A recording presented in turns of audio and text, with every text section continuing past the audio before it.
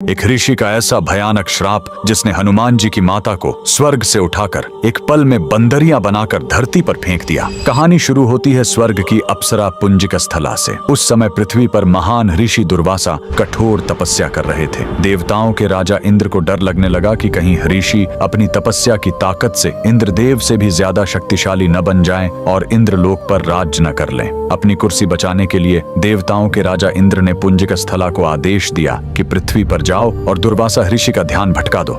इंद्र के आदेश पर वह ऋषि के आश्रम गई और उनकी तपस्या में बाधा डालने लगी।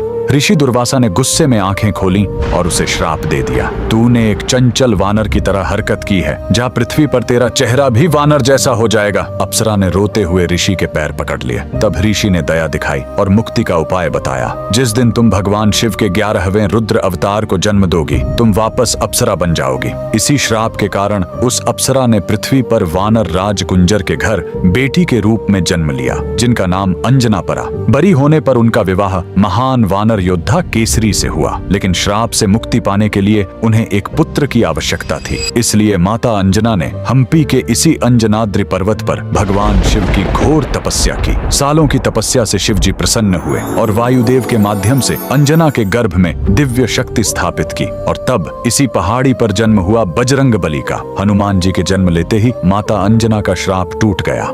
आज कर्नाटक के हम्पी में स्थित यह अंजनाद्रि पर्वत इस पूरी घटना के गवाह है। 575 सीढ़ियां चढ़कर आज भी भक्त उस पवित्र जन्म स्थान के दर्शन करने आते हैं। पवन पुत्र हनुमान के लिए कमेंट्स में जय बजरंग बली जरूर लिखें।